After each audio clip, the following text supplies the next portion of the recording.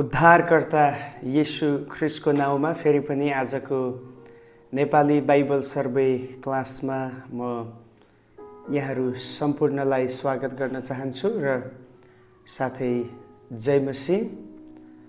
परमेश्वरले एउटा अर्को अवसर आज बेलुकी फेरि दिनुभयो उहाँको यो वचन सिक्न र बुझ्नलाई प्रभुले हामीलाई मौका दिँदै हुनुहुन्छ। आउनुहोस् हामी प्रार्थनाको साथमा आजको क्लासलाई पनि सुरु गर्नेछौँ। बितेका दिनहरूमा जस्तै आज पनि प्रभुको उपस्थिति र उहाँले सिकाउनु हुने कुराहरू बुझ्नलाई हाम्रो मन तयार हुन सकोस् भनिकन हामी केही समय प्रार्थना गरौँ। प्रभु धन्यवाद छ आज तपाईले प्रभु दिनुभएको यो मौका र अवसर हामी स्वीकार गर्छौँ र प्रभु फेरि हामी तपाईको उपस्थितिमा आफैलाई लिएर आएका छौँ। आज हामीसँग तपाईँ फेरि व्यक्तिगत रूपमा बोल्नुहोस्। विशेष यो बाइबल सर्वेको क्लासलाई तपाईँ प्रभुको हातमा राख्दछु। प्रभु तपाईले दिनहुँ प्रभु हामीलाई यसरी प्रभु नरोकिकन सिस्टमेटिकल्ली अनि एकदमै प्र्याक्टिकल्ली प्रभु यी कुराहरू सिक्दै अगाडि बढ्न मद्दत गर्नुभएको छ। आजको क्लासलाई पनि तपाईले अगुवाई गर्नुहोस्। जसै आज हामी नयाँ पुस्तकमा प्रवेश गर्दछौँ, पवित्र आत्मा तपाईले हाम्रो समझलाई खोलिदिनुहोस् ताकि हामी तपाईले भन्न खोज्नु भएको र त्यो समयमा तपाईले किन यो कुराहरू गर्नुभयो त्यो बुझ्नलाई आज हामी सकौँ प्रभु। र आजको लागि हामीलाई एउटा स्पष्ट सन्देश हामी प्राप्त गर्न सकौँ। सबै महिमा र आदर तपाईलाई दिँदै माग्दछौँ ख्रिस्ट येशू प्रभुको नाउँमा, आमेन। सो अहिले हामी नयाँ नियममा आइसकेका छौँ र हामीले मर्कुसको सुसमाचार हेरिसक्यौँ र हिजोको क्लासमा अलरेडी हामीले 12 जना र पछि थपिएको एकजना गरी 13 जना चेलाहरूको विषयमा पनि हामीले एउटा संक्षिप्त विवरण हेरेका थियौँ। अब आजको क्लासमा हामी मत्तीको सुसमाचारलाई अगाडि बढाउनेछौँ। अब मत्तीको सुसमाचार हामी सबैलाई थाहा छ नयाँ नियममा पहिलो स्थानमा भएको पुस्तक हो। तर हिजो मैले मर्कुस अस्तिको हप्ता यस कारणले बताएँ कारण लेखिँदाखेरि चाहिँ मर्कुस पहिला लेखिएको थियो भन्ने आधारमा त्यस कारण बाइबल सर्वे भनेकै तपाईँले पुरानो नियमदेखि नै बुझ्दै आउनु भएको छ कि हामी पुस्तक कुन आधारमा छ भन्ने भन्दा पनि घटनाहरू के पछि के भयो त्यसको आधारमा नै हामीले बाइबल सर्वे गर्दैछौँ अनि त्यही हो बाइबल सर्वेको उद्देश्य नै। सो नयाँ नियममा सबैभन्दा पहिला लेखिएको पुस्तक चाहिँ मर्कुसको पुस्तक हो। घटना त सबै एउटै हो लगभग भनिन्छ। अब मत्तीको सुसमाचार र मर्कुसको सुसमाचारमा भएको अलमोस्ट कुराहरू मर्कुसले सबै मत्तीमै भएको कुराहरू नै त्यहाँ दोहोऱ्याएको हामी पाउँछौँ। तर लेख्ने व्यक्ति त पहिला मर्कुस नै थियो हैन। त्यसकारण यहाँ बुझ्नुपर्ने कुरा के भन्दाखेरि 4वटा सुसमाचारमा कतिवटा कुरा एकअर्कासँग मिलेको छ। एउटै घटना, एउटै ठाउँ, एउटै नाम, एउटै शिक्षा पनि आएको छ। तर पनि किन 4वटै पुस्तकमा अनिवार्य भयो यो कुराहरू लेख्न भन्दाखेरि पहिलो कुरा 4वटा लेखकले येशूको विषयमा राखेको या येशूलाई प्रस्तुत गर्दाखेरि जुन एउटा फरक शैली अपनाएको छ। उदाहरणको लागि हामीले हेरौँ मर्कुसले येशूलाई दासको रूपमा, सेवा गर्ने दासको रूपमा उनले प्रस्तुत गरे भने उनले त्यो एङ्गलबाट येशूलाई अगाडि बढाएको छ, प्रस्तुत गरेको हामी पाउँछौँ। अब आज हामी मत्तीमा हेर्नेछौँ। मत्तीको सुसमाचारमा चाहिँ येशू ख्रिस्टलाई यहुदीहरूको राजा या मसीहको रूपमा प्रस्तुत गरेको छ। अब व्यक्ति उहाँ हो, घटना पनि त्यही हो, तर मत्तीले जोड दिन खोजेको कुरा मर्कुसको भन्दा फरक छ। त्यसकारण मत्तीको सुसमाचारमा येशू ख्रिस्टलाई यहुदीहरूको राजा या मसीहा भनी बताइएको हामी पाउँदछौँ र त्यसरी परिचित गराएको हामी पाउँदछौँ। अब यो पुस्तक लेखिनुको, मत्तीको सुसमाचार लेखिनुको उद्देश्य पनि यही थियो कि येशू अनन्तीय राजा हुनुहुन्छ भनी प्रमाणित गर्नु थियो। To prove that Jesus is the Messiah, the eternal king. Hallelujah. येशू चाहिँ अनन्तीय राजा हुनुहुन्छ भनिकन प्रमाणित गर्नु नै यो पुस्तक लेखिनुको उद्देश्य हामी पाउँदछौँ। भनेको अर्थ तपाईँले बुझिसक्नुभयो कि लेखकको मनमा के कुरा खड्किरहेको छ। लेखकले यहाँ यहुदीहरूलाई सम्बोधन गरेर लेख्दाखेरि उनले येशूलाई चाहिँ यसरी प्रस्तुत गर्न खोज्दैछन् कि उहाँ चाहिँ तिमीहरूले र हामीले इन्तजार गरेको, हामीले वेट गरेर बसेको राजा उही हुनुहुन्छ भन्ने कुरा नै उनले जोड दिएको हामी पाउँदछौँ। ओके, त्यस कारण यहाँ राजा राजा राजा भन्ने शब्दहरू बारम्बार आउँछ। राज्य राज्य राज्य। ओके, जहाँ राजा हुनुहुन्छ त्यहाँ राज्य हुने गर्छ। अब यहुदीहरूको कन्सेप्टमा भएको राजा र येशूको राजाको कुरामा हामी फरक पाउँछौँ हैन। त्यहाँ चाहिँ एकदमै ठुलो बिग डिफरेन्स हामी पाउँछौँ। अब यहुदीहरूले चाहिँ आश्चर्यको रूपमा उनीहरूलाई रोमी साम्राज्यबाट छुडाउने, स्वतन्त्र राज्य दिलाउने एउटा राजाको उनीहरू इन्तजार गर्दै थिए, मसिहको इन्तजार गर्दै थिए। तर येशू चाहिँ सांसारिक शक्तिहरूलाई परास्त गर्ने होइन, तर आत्मिक शक्तिहरूलाई परास्त गरी आत्मिक राज्य स्थापित गर्न आउनुभएको हुनुहुन्थ्यो। सो हामी त्यही देख्दछौँ कि त्यस कारणले गर्दाखेरि यहाँ चाहिँ मत्तीलाई यही सङ्घर्ष हुँदैछ कि जुन राजा तिमीहरूले खोज्दैछौ त्यो त होइन, तर येशू चाहिँ आत्मिक राजा हुनुहुन्छ भनेर नै उनले येशूको खास गरी राजत्व, उहाँको राज्यसँग सम्बन्धित कुराहरूलाई जोड दिएको छ। अनि यो पुस्तकको लेखक स्वयं मत्ती आफै हुन्। अब उनको अर्को नाम लेवी पनि थियो। हिजो हामीले जुन चेलाहरूको नाम हेर्ने क्रममा मैले तपाईँलाई बताएको थिएँ, लेवी भन्ने शब्द चलाइएको छ। उनी चाहिँ मत्ती नै हुन्। अब उनको काम हामीले हेऱ्यौँ, उनी चाहिँ ट्याक्स उठाउने, कर उठाउने व्यक्ति थिए। वास्तवमा कर उठाउने व्यक्तिको छवि यहुदी समाजमा राम्रो हुँदैन थियो, तर प्रभुले यस्तै व्यक्तिहरूलाई नै परिवर्तन गरेर उहाँको राज्यमा चलाउनु भयो। द्याट मिन्स परमेश्वर जहिले पनि खुङ्खार व्यक्तिहरू, समाजले नपचाउने व्यक्तिहरूलाई पनि उहाँले चाहिँ he can change their life. Okay, उहाँले तिनीहरूको जीवनलाई परिवर्तन गर्न सक्नुहुन्छ। उहाँ चाहिँ सत्य हुनुहुन्छ। उहाँलाई मानिसको जीवन परिवर्तन गर्ने अधिकार छ भन्ने कुराहरू हामी देख्दछौँ जब येशूले चेलाहरूलाई चुन्नुभयो। अलमोस्ट धेरै जस्तो चेलाहरूलाई संसारले रुचाउँदैनथ्यो, पचाउँदैनथ्यो, गन्दैनथ्यो, मान्दैनथ्यो। They were rejected by people but they were selected by God. Hallelujah. At the same time, you and I, we are also rejected by human beings. We are also rejected by people. We are rejected by our friends, our, associates, our relatives. But where people reject their God is there to select. Praise the Lord. So I always love to say I am rejected by man but selected by God. Hallelujah. के तपाईँ आज भन्न सक्नुहुन्छ rejected by man but selected by God? If you believe, तपाईँले कमेन्टमा लेख्न सक्नुहुन्छ। मानिसबाट तिरस्कृत, परमेश्वरबाट स्वीकृत। rejected by man, selected by God. Just एउटा लेख्नुहोस् कमेन्टमा। मलाई तपाईँहरूको कमेन्ट हेर्दा उत्साह लाग्छ। Just I want to see यो पोस्ट अन कमेन्ट। ओके, अब उनले कसलाई सम्बोधन गरेर यो पुस्तक लेखे? टु हुम ही एड्रेस्ड द बुक भन्दाखेरि उनले सम्बोधन गरेको चाहिँ यहुदीहरू नै हुन्। यहाँ अन्य जातिको कुरा आउँदैन या अरू कुनै देशका मान्छे, तर यहुदीहरूलाई नै उनले सम्बोधन गरेर लेखेको हामी पाउँदछौँ। किनभने यहाँ यहुदीहरूलाई सम्बोधन गरेको कारणले गर्दा उनीहरूले बुझ्ने भाषा नै येशूको निम्ति चलाइनु पर्थ्यो। त्यसकारण उनले राजा या मसीहको रूपमा येशूलाई प्रस्तुत गरेको हामी पाउँदछौँ।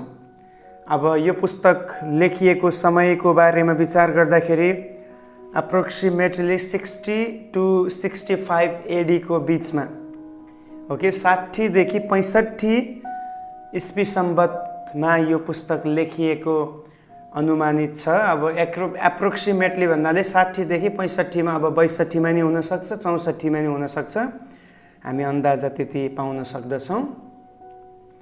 अब मत्तीको सुसमाचारमा भएका की पर्सन्सहरू, मुख्य व्यक्तिहरूको बारेमा हामीले हेर्दाखेरि धेरै व्यक्तिहरू छन्। अब सबैको बारेमा उनीहरूले यो गरे त्यो गरे भन्न त समय निकै लाग्छ, तर म just I want to read their name. Okay, तिनीहरूको नाम मात्रै म पढ्न चाहन्छु। द फर्स्ट वान इज स्वयं जिजस क्राइस्ट हुनुहुन्छ।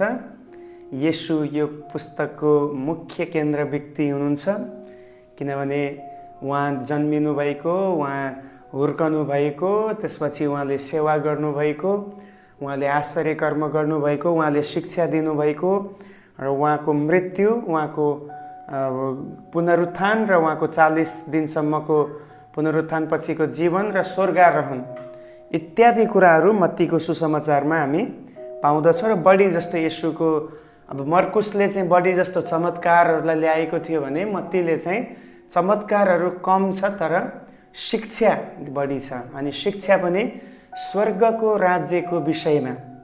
अघि मैले भनिसकेँ, जहाँ राजा हुनुहुन्छ त्यहाँ राज्य हुने गर्दछ। ओके, सो उनले येशूलाई यहाँ फोकस गरेको छ। दोस्रो मरियम, येशूकी आमा मरियम जो कन्या अवस्थामा येशूलाई गर्भधारण गरेर जन्म दिएकी हामीले पाउँदछौँ।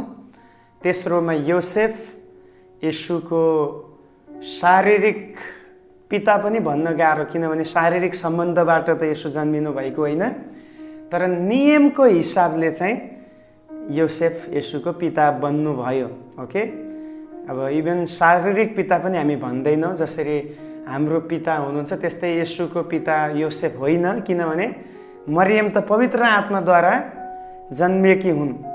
तर अब नातागत रूपमा पछि त्यही मरियमसँग अब योसेफले विवाह गरेको कारणले गर्दा उहाँ चाहिँ कानुनिक रूपमा र मोरालिटीको हिसाबले चाहिँ येशूको पिता योसेफलाई हामी देख्छौँ। उनी धार्मिक मानिस थिए भनेर बताएको छ। He was a righteous man. Okay, त्यसकारण त that's why he accepted Mary when she conceived Messiah. Okay, जब उहाँले मसीहलाई गर्भदान गर्नुभयो योसेफले उहाँलाई स्वीकार गरेको हामी पाउँदछौँ। अनि चौथोमा बप्तिस्मा दिने यूहन्ना, जोन द ब्याप्टिस्ट। बप्तिस्मा दिने यूहन्ना येशूभन्दा 6 महिना अगाडि जन्मनु भएको हुनुहुन्छ। अनि उहाँ चाहिँ अब अन्तिम भविष्यवक्ता, उहाँले धेरै असल रीतिले सेवकाईहरू गर्नुभयो। खास गरी मानिसहरूलाई उहाँको सेवकाई भनेको, बप्तिस्मा दिने यूहन्नाको सेवकाई भनेकै प्रभुको राज्यको निम्ति, प्रभुको बाटो तयार गर्ने र प्रभुको राज्यको निम्ति मानिसहरूलाई तयार पार्ने। ओके, उहाँको काम नै त्यही थियो। त्यसकारण जब येशू आउनुभयो, येशूको सेवकाई सुरु भएपछि बप्तिस्मा दिने यूहन्नाको मृत्यु भएको, या राजाले उनलाई मारेको हामी पाउँदछौँ। अनि त्यसपछिको चौथो अथवा पाँचौँ मुख्य व्यक्ति भनेको 12 चेलाहरू नै हुन्। येशूले 12 जना चेलाहरूलाई आफूसँगै 3.5 वर्षसम्म लिएर हिँड्नु भएको, सिकाउनु भएको, उनीहरूलाई सेवकाई गर्न लाउनु भएको, दुःख सुख हरेक परिस्थितिमा साथ दिन तयार भएकै चेलाहरूको बारेमा हामी पाउँछौँ। अनि 6औँमा हामी देख्छौँ, अब 6औँ जति पनि हो तपाईँ गन्दै जानु होला, अर्को मुख्य व्यक्ति यहाँ हामी पाउँछौँ धार्मिक यहुदी अगुवाहरू। अब त्यसमा शास्त्री, सदुकी र फरिसीहरू आउँदछन्। यिनीहरू चाहिँ यहुदीहरूको धार्मिक गुरुहरू मानिन्थे। यिनीहरूसँग बारम्बार येशूको विवाद हुन्छ। कतिले येशूलाई शङ्का गर्छन्, कतिले येशूलाई विश्वास गर्छन्, कतिले येशूलाई धोका दिनेलाई या उहाँलाई षड्यन्त्र गरेर फसाएर ज्यान सजाय दिनलाई तयार भएर ढुकिबसेका छन्। यी धार्मिक यहुदी अगुवाहरूको बारेमा हामी पाउँछौँ। अनि अर्को 7औँ व्यक्ति छ, हामी देख्छौँ कैयाफा। त्यो वर्षको पूजाहारी भनिएको छ कैयाफा। ओके, एउटा पूजाहारीले पनि छानबिन गर्ने अधिकार हुन्थ्यो। पूजाहारीले चाहिँ के छानबिन गर्थे भन्दाखेरि कुनै पनि व्यवस्थाको विरोधमा केही कुरा आयो भने अब यहुदीहरूले येशूलाई लगाएको एउटा आरोप चाहिँ यो छ कि येशूले चाहिँ आफैलाई ईश्वर भन्नुभयो हैन, अङ्ग्रेजीमा ब्लेस्फेमी भन्दछ, ईश्वर निन्दाको आरोप लगाइयो भने अब त्यो आरोप चाहिँ पिलातुसले गर्न सक्दैनथ्यो, त्यो चाहिँ पुजाहारीले मात्रै त्यसको छिनोफानो गर्थ्यो। द्याट्स वाइ उहाँ चाहिँ Jesus was taken to the high priest Caiaphas to justify, okay, न्यायको लागि चाहिँ ऊ येशूलाई कैयाफा कहाँ पुर्याइयो। 8औं व्यक्ति पिलातुसको काम चाहिँ के थियो, येशूलाई दोस्रो आरोप लागेको थियो, उहाँले भन्नुभयो म चाहिँ राजा हो। सो यो एउटा कानुनिक केस यहाँ लाग्दैछ। पहिलो केस चाहिँ धार्मिक थियो, परमेश्वरको पुत्र भन्ने केस जो पुजाहारीले छिनोफानो गर्दैछ। दोस्रो चाहिँ उहाँले राजा भन्नुभयो भन्ने आरोप लगाए। वास्तवमा उहाँले संसारको राजा भनेर कहिले भन्नु भएन, यदि भन्नु भए तापनि that was not wrong because he was a king of kings and lord of lords, but उहाँले भन्नुभएको थिएन। तर मान्छेले त्यो गरे कारण उहाँलाई फेरि पिलातुस कहाँ लगियो ताकि त्यो विषयमा पनि न्याय होस्। अनि त्यसपछि मरियम मग्दलिनीको बारेमा पाउँछ, जो चाहिँ येशूको पुनरुत्थानको समयमा चिहानमा सबैभन्दा पहिले पुग्ने स्त्री हामी पाउँछौँ। उनीसँग अरू पनि स्त्रीहरू थिए, तर मरियम मग्दलिनी मुख्य भूमिका निभाएको हामी पाउँदछौँ। ओके, मुख्य व्यक्तिहरूमा यिनै छन्। त्यसपछि आयो कि प्लेसेस मुख्य स्थानहरू। त्यसमा पहिलो आउँछ बेथलेहेम, जहाँ येशू ख्रिस्ट जन्मिनुभयो। दोस्रोमा आउँछ यरुशलेम, येशू बारम्बार यरुशलेममा जानुभएको 12 वर्षको उमेरमा, पछि सेवा सुरु गरेपछि फेरि अन्तिममा पनि जानुभएको र उहाँ क्रुसमा टाँगिने बेलामा यरुशलेममा पक्राउ हुनुभएको। तेस्रोमा कफरनहुम, उहाँले सेवा बढी गरेको ठाउँ। गालिल, धेरै जस्तो उहाँले चेलाहरू त्यहाँबाट चुन्नुभयो। यहुदिया, जहाँ पनि उहाँले सेवकाई बढी मात्रामा गर्नुभएको, आश्चर्य कर्म बढी गर्नुभएको ठाउँको रूपमा हामी पाउँदछौँ। अब यो पुस्तकको की वर्स, मुख्य पद चाहिँ मत्ती 5को 17 पद म बाइबलबाट पढेर सुनाउन चाहन्छु। मत्ती 5को 17 पद वास्तवमा मत्तीको सुसमाचारलाई खुलासा गर्ने पद नै मत्ती 5को 17 पद हो। यहाँ यसरी लेखिएको छ, do not think that I have come to abolish the law or the prophets, I have not come to abolish them but to fulfil them. Okay, नेपालीमा व्यवस्था अथवा अगमवक्ताहरूलाई रद्द गर्न म आएको भन्ने नसम्झ, म ती रद्द गर्न होइन तर पुरा गर्न आएँ। आमेन। सो यहाँ मत्तीले चाहिँ येशू ख्रिस्टलाई यो पुस्तकमा यसरी येशूले भन्नुभएको यो मुख्य कुरालाई ल्याएको छ। वास्तवमा यो पदले चाहिँ येशू किन आउनुभयो भन्ने उहाँको उद्देश्यलाई नै पुरा गर्दछ। अब अगमवक्ता र मूसाको व्यवस्थाले बारम्बार भनेको कुराहरू चाहिँ यही थियो कि मसीहा आउनुहुनेछ, मानव जातिको उद्धार गर्नुहुनेछ। अनि त्यही वचनहरूलाई प्रभुले फुलफिल गर्दै हुनुहुन्थ्यो। उहाँ कुनै पनि व्यवस्थामा भनिएको एउटा पनि वचनलाई उहाँले इन्कार गर्नु भएन या त्यसलाई उहाँले भङ्ग गर्नु भएन, तोड्नु भएन। उहाँले चाहिँ व्यवस्थामा भनिएका अगमवक्ताहरूले बोलेका एक एक वचनहरू चाहिँ he fulfilled through his life, his ministry and his death and resurrection. उहाँको जीवनी, उहाँको सेवा, उहाँको मृत्यु र पुनरुत्थान, उहाँको टिचिङ, एभ्रिथिङ जे पनि उहाँले गर्नुभयो, he fulfilled the law and prophets word. अगमवक्ता र व्यवस्थाको वचनहरू उहाँले पुरा गर्नुभयो। सो कसैले पनि येशूलाई आरोप लगाउने या दोष लगाउने या उहाँले दण्ड पाउने कुनै त्यस्तो काम उहाँले कमिट गर्नुभएको थिएन। ओके, उहाँले व्यवस्थालाई भङ्ग गर्नु भने व्यवस्थाले या अगमवक्ताहरूले भनेको यही त थियो कि एउटा मसीहा आउनुहुनेछ, परमेश्वरले मसीहालाई पठाउनुहुनेछ, उहाँ पापीको निम्ति मर्नुहुनेछ। उहाँ त्यही काम गर्दै हुनुहुन्थ्यो। अनि जति पनि छायागत कुराहरू थिए ती सबै कुरालाई अब येशूले त्यसलाई अन्त गरेर नयाँ करार उहाँले स्थापना गर्दै हुनुहुन्थ्यो। हालेलुया। सो हामी यो पदबाट नै बुझ्दछौँ ओके उहाँ आउनुको पछाडिको उद्देश्य, the reason behind of his coming, उहाँ आउनुको पछाडिको उद्देश्य हामी यही पदमा देख्छौँ कि व्यवस्थालाई या अगमवक्ताको वचनलाई रद्द होइन तर पुरा गर्नको निम्ति। अब रूपरेखा, अब यो पुस्तक नयाँ नियममा भएको सुसमाचारको पुस्तक मत्तीको विभाजन भनौँ, ब्लू प्रिन्ट भनौँ, यो 3 भागमा विभाजित छ। It is divided into 3 parts. पहिलो चाहिँ birth and preparation of Jesus the king, येशू ख्रिस्टको जन्म र तयारी। अब यहाँ किङ यस कारणले भनिएको छ, उहाँ राजा भएर त आएको तर राजाको रूपमा उहाँलाई यस ठाउँमा परिचित गराइएको यो पुस्तकमा बताइएको कारणले हामी देख्दछौँ। ओके, येशूको जन्म र तयारी 1 अध्यायको 1 देखि 4 अध्यायको 11 पदसम्म जब हामी हेर्दछौँ त्यहाँ येशूको जन्म भएको, येशू अगाडि बढ्नु भएको, अनि येशू चाहिँ यरुसलेममा जानुभएको र फेरि आएर आमा बुवाको अधीनमा बस्नुभएको र अन्तिममा जब 30 वर्षको उमेरमा पुग्नुभयो उहाँले यूहन्ना बप्तिस्माबाट बप्तिस्मा लिएर अनि परीक्षा गरिनलाई उजाड स्थानतिर जानुभएको हामी पाउँदछौँ। यतिसम्मको कुरा हामी 1को 1 देखि 4को 11सम्म देख्छौँ, जहाँ चाहिँ येशूको जन्म र सेवाको निम्ति तयारी भएको हामी देख्दछौँ। अब दोस्रो डिभिजन या दोस्रो विभाजन भनेको चाहिँ message and ministry of Jesus, येशूको सन्देश र उहाँको सेवाको विषयमा हामी दोस्रो विभाजन हामी देख्दछौँ।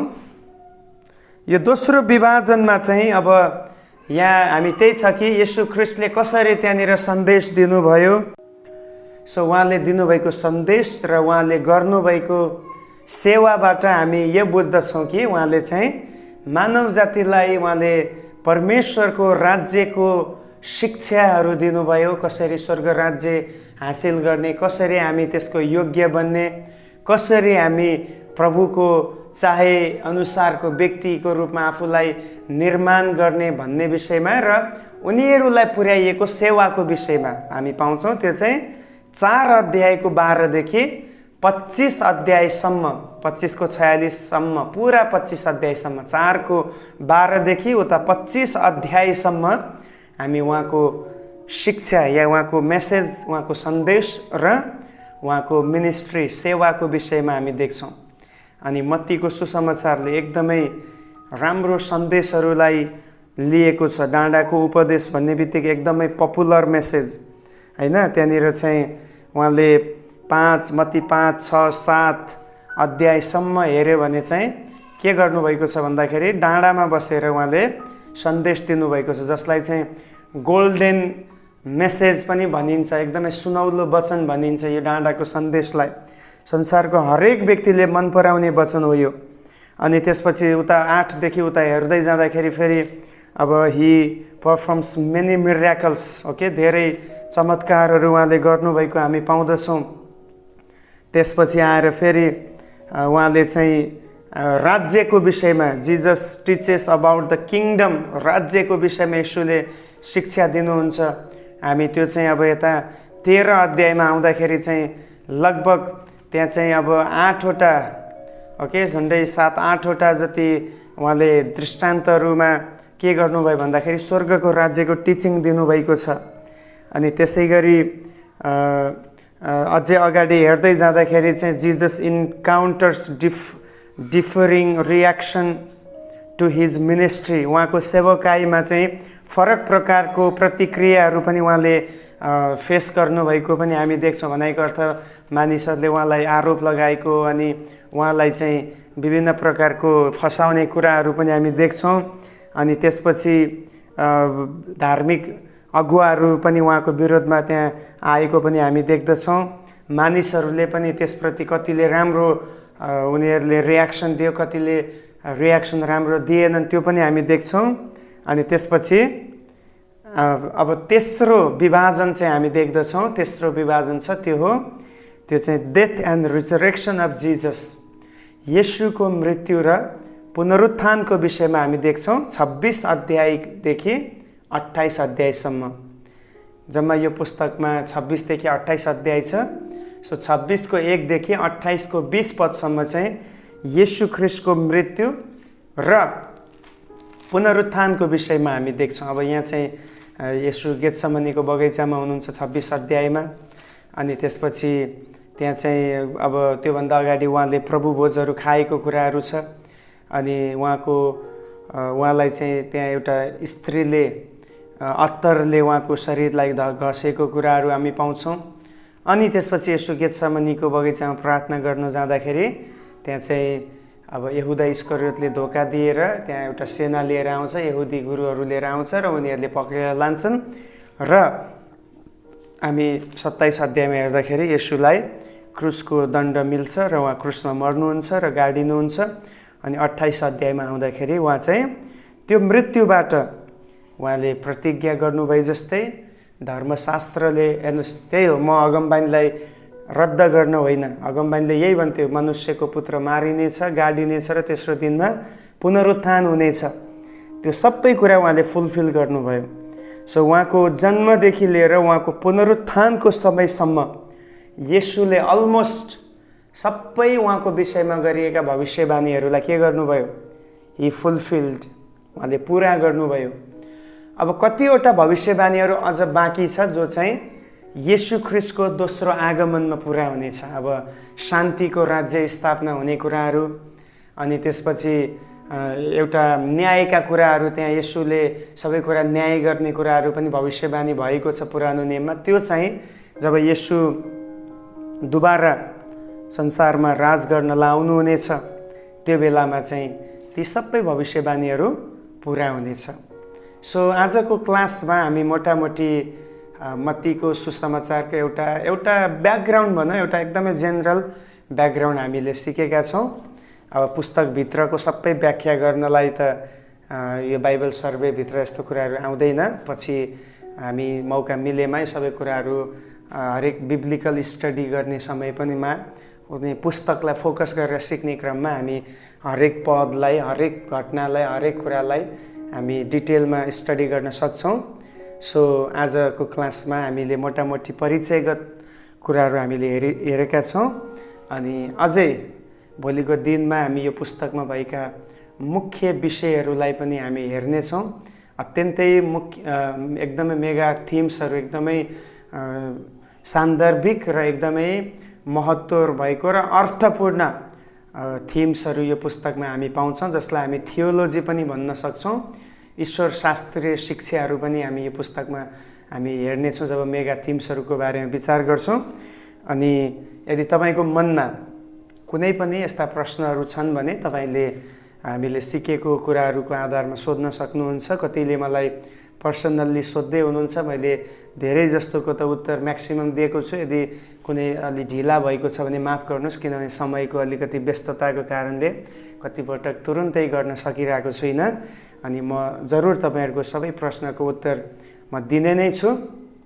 अनि जस्ट क्वेसन गर्दै गर्नुहोला, अनि नबुझेको कुराहरू, अनि अरूलाई पनि तपाईँले यो बाइबल सर्वेको क्लास तपाईँले पठाउन सक्नुहुन्छ। मण्डलीका अरू जनहरूलाई पनि तपाईँले चिन्नुभएको आफ्नो साथी सङ्गीहरूलाई पनि, ताकि यो पुरा कोर्स सबैको लागि आशिषित हुन सकोस् र हामी लगातार प्रार्थना पनि गर्दै जाउँ र यो सिकेका कुराहरू हामी सबैको लागि आशिष र फाइदाको कारण हुनको लागि पनि हामीले लगातार प्रार्थना गर्नेछौँ।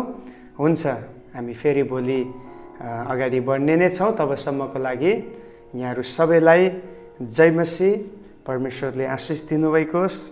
धन्यवाद।